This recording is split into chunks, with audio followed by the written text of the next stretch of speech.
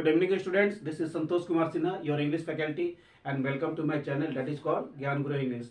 आज आपके सामने मैं डबल फिलर्स लेके आया हूँ जो कि किसी भी इंग्लिश का कॉम्पिटिटिव पॉइंट ऑफ व्यू से बहुत ज़्यादा इंपॉर्टेंट होता है। दो तरह का फिलर्स आता है, एक होता है सिंगल फिलर्स और दूसरा होता है डबल फिलर्स। तो आज का सेशन में आप लोग का पूरा डबल फिलर्स रहेगा और इंडिया के किसी भी general competition point of view से ये टॉपिक बहुत ज़्यादा इंपॉर्टेंट है और डबल फिलर्स रहेगा, यानी कि इसको पेयर में हमेशा फिलअप करना पड़ेगा। So let's see what are the questions and how to solve them properly without wasting our precious time. So let's see question number one में क्या बोलता है? The meeting had to be dash for dash of fund. Once again let us read the question. The meeting had to be dash for dash of fund. इसका meaning सीधा हो गया कि meeting को पोस्टपोन कर दिया गया क्योंकि फंड का बहुत ज्यादा कमी था। So the correct answer is postponed and want. First part में हो जाएगा पोस्टपोन्ड और सेकेंड पार्ट में होगा फॉर वांट ऑफ फंड, यानी कि फंड की कमी थी इसलिए मीटिंग को पोस्टपोन कर दिया गया था। डबल फिलर में क्या करना होता है कि पूरा आंसर को पेयर में करना पड़ता है, यानी कि किसी भी एक ऑप्शन को उठाएंगे और जो पेयर है उसी को फिलअप करेंगे। ऐसा नहीं कि एक ऑप्शन ए से दूसरा ऑप्शन बी से, ऐसा नहीं, मतलब जो भी उठाएंगे पेयर में उठाएंगे। ऐसे the meeting had to be postponed for want of fund, यानी कि फंड के कमी के कारण या फंड के कारण मीटिंग को पोस्टपोन किया गया था। Now let's see question number 2। Dash matters is your dash and not your intelligence. एक बार और देखते हैं। Dash matters is your dash and not your intelligence. तो यहाँ पर ए में बोलता है डैट और इन्वॉल्वमेंट, तो डैट यहाँ पर ए ऑप्शन काम नहीं कर रहा है, ए ऑप्शन आपका रिजेक्ट हो गया। बी में बोलता है डीच और परफॉर्मेंस, तो बी भी काम नहीं कर रहा है। एक बार पूरा अच्छा तरह से हम लोग ऑप्शन को पढ़ लेंगे, अपने आप आपको आंसर मिल जाएगा।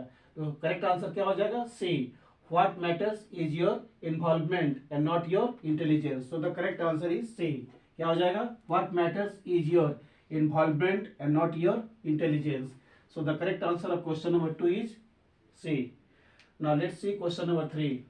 He dashed to submit his report owing to dash his health. Once again, he dashed to submit his report owing to his dash health.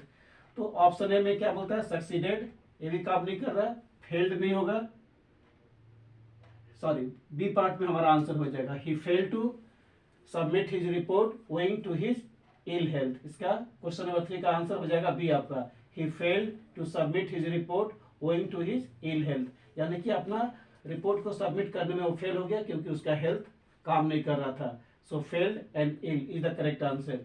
Now let's see question number 4। He wanted me to discuss the matter dash because he had to dash it out before lunch, यानी कि वह मुझसे चाहता था कि मैं matter को करूं क्योंकि उसको लंच के पहले उसको करना था। Once again, he wanted me to discuss the matter dash because he had to dash it out before lunch. तो इसका करेक्ट आंसर होगा he wanted me to discuss the matter immediately because he had to sort it out before lunch. So the correct answer of question number 4 is B. Once again, he wanted me to discuss the matter immediately because he had to short it out before lunch. वह मुझसे चाहता था कि मैं matter को बहुत जल्दी discuss करूं क्योंकि उसको लंच के पहले उसको सॉर्ट आउट करना था। So the correct answer of question number 4 is B. Now let's see question number 5। Look dash what you have done dash to the painting. Simple सा आंसर होगा look dash what you have dash to the painting. तो क्या हो जाएगा? Look at हो जाएगा कि आप देखिए कि आपने पेंटिंग को क्या किया है। So the correct answer of question number 5 is B. At होगा फर्स्ट पार्ट में, look at what you have done to the painting. So let's see what are another questions regarding double fillers. देखते हैं कि हमारा अगला question यानी कि double fillers है क्या क्या बोलता है। So let's see question number 6। He did not pay any dash to my advice which I had given only in his dash. Once again let us read the question. He did not pay any dash to my advice which I had given only in his dash. So let's see what are the options that could be the correct answer of question number 6. Option A is the correct answer of question number 6, यानी कि question number 6 का correct answer हो जाएगा heed, मतलब attention. he did not pay any attention to my advice, यानी कि मेरे advice पर उसने जरा सा भी अटेंशन नहीं किया जो मैं उसके इंटरेस्ट में दिया था। तो ऐसे हो जाएगा he did not pay any heed to my advice which I had given only in his interest. So the correct answer of question number C is A. Heed and interest is the correct answer. Now question number 7. This greeting cards may be a little more dash but the money goes to a dash cause. यहाँ पर cause लगा हुआ है, यानी कि ये जो greeting cards है ना थोड़ा सा एक्सपेंसिव हो सकता है, लेकिन जो इसका पैसा है वो किसी कॉज में जाएगा। तो नोबल कॉज या वर्स्ट कॉज आपको देखना है। तो क्या हो जाएगा, this greeting cards may be a little more expensive but the money goes to a noble cause. So the correct answer of question number 7 is A. Once again, these greeting cards may be a little more expensive but the money goes to a noble cause. So the correct answer of question number 7 is A. Expensive and noble. These are the correct answer of question number 7. Now question number 8. Dash, a very popular person, he can hardly enjoy any dash. Once again, dash, a very popular person, he can hardly enjoy any dash. तो बहुत popular आदमी होने के कारण वो privacy को बहुत मुश्किल से एंजॉय करता है, इसका हिंदी मीनिंग हो गया। तो क्या हो जाएगा, ऑप्शन ए बोलता है बीन और प्राइवेसी, जो कि गलत है एकदम, ये मैच नहीं कर रहा है। तो ऑप्शन बी में हो गया बीइंग और privacy is the correct answer. Being a very popular person he can hardly enjoy any privacy, यानी कि बहुत पॉपुलर आदमी होने के कारण वो अपने प्राइवेसी को बहुत मुश्किल से एंजॉय करता है। So the correct answer of question number A is B, being and privacy. Now question number 9. The Britishers had dash in keeping India dash and destabilized forever. यानी कि ब्रिटिशर्स को बहुत ज़्यादा फायदा हो गया था इंडिया को डिवाइड करके रखने में और हमेशा हमेशा के लिए रूल करने के लिए। Once again, the Britishers had dash in keeping India dash and destabilized forever. So the correct answer of question number A is, question number 9 is B, क्योंकि क्वेश्चन आपका पास्ट में जा रहा है। द ब्रिटिशर्स हैड, तो क्या हो जाएगा, the Britishers had succeeded in keeping India divided and destabilised for ever. So the correct answer of question number 9 is B, succeeded and divided. Now question number 10.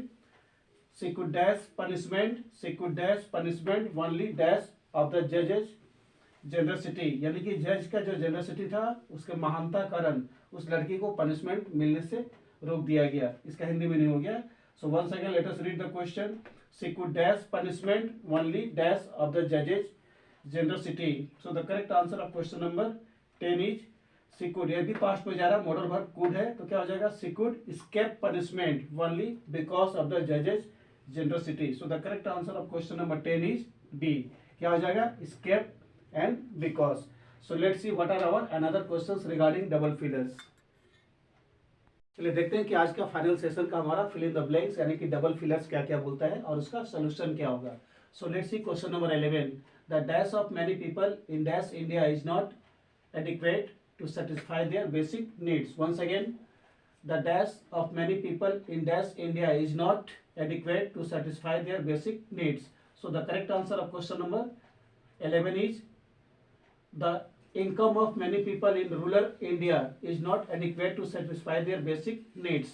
So correct answer of question number 11 is A. तो first part में क्या होगा, income. The income of many people in rural India is not adequate to satisfy their basic needs. Income and rural, this is the correct answer of question number 11. Now question number 12.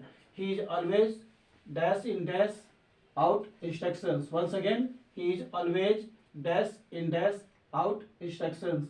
इसका answer होगा he is always prompt, he is always prompt in taking out instructions. So the correct answer of question number 12 is B, he is always prompt in carrying out और in taking out instructions, और caring भी हो सकता है। He is always prompt in carrying out instruction, यानी कि जो भी इंस्ट्रक्शन उसको दिया जाता है उसको केयर करता है। नाउ 13 में क्या बोलता है, the dash rates of dash will be effective immediately. Once again, the dash rates of dash will be effective immediately. इसका करेक्ट आंसर होगा, अगर मैं बोलता हूँ द रिवीजन उसके बाद में रेट्स ऑफ इंटरेस्ट, और बी में बोलता है the revised rates of interest, C में बोलता है the revisional rates of interest, और डी में बोलता है ऑल ऑफ दीज। तो ऑल ऑफ दीज और नॉन ऑफ दीज तभी होता है, ऑल ऑफ दीज तभी होता है जब चारों ऑप्शन आपका ए बी सी डी चारों काम करता है, उस केस में क्या होता है, ऑल ऑफ दीज। और नन ऑफ दीज तभी होता है जब आपका ना ए ना बी ना सी ना डी कोई भी ऑप्शन काम नहीं करता है, तो उस हालत में हमारा आंसर हो जाता है डी, यानी कि नन ऑफ दीज और ऑल ऑफ दीज को उसका अपना एक इंपॉर्टेंस होता है। तो क्या बोलता है, the revised rates of interest will be effective immediately. Revised होगा, revised. So the correct answer of question number 13 is B. The revised rates of interest will be effective immediately. यानी कि जो रेट्स ऑफ जो मतलब जो revision वाला या जो रिवाइज रेट्स ऑफ इंटरेस्ट है ना वो बहुत ज़्यादा इफेक्टिव और बहुत जल्द इफेक्टिव हो जाएगा. यानी कि जिस रेट को रिवाइज किया गया है वो बहुत जल्दी आपका इफेक्टिव हो जाएगा. Now question number 14 and second last. Such dash are quite dash and time consuming for customers. Once again, such dash are quite dash and time consuming for customers. अगर हम बोलते हैं सच नॉलेज तो ये काम नहीं कर रहा तो आपका ऑप्शन ए गलत हो गया. Such transactions are quite expensive and time consuming for customers. So the correct answer of question number 14 is B. यानी कि such transactions are quite expensive and time consuming for customers. यानी कि question number 14 का answer हो गया B. Transactions और expensive हो जाएगा. Now let's see question number 15 and last for today. The dash of Assam is not dash to health. यानी कि सीधा मीनिंग होता है कि असम का जो वेदर है ना हेल्थ पॉइंट ऑफ व्यू से ज़्यादा कंडक्टिव यानी कि ज़्यादा सुटेबल नहीं है. तो क्या हो जाएगा? The weather of Assam is not conductive to health. तो क्या हो जाएगा? The weather of Assam is not conducive to health. So the correct answer of question number 15 is A.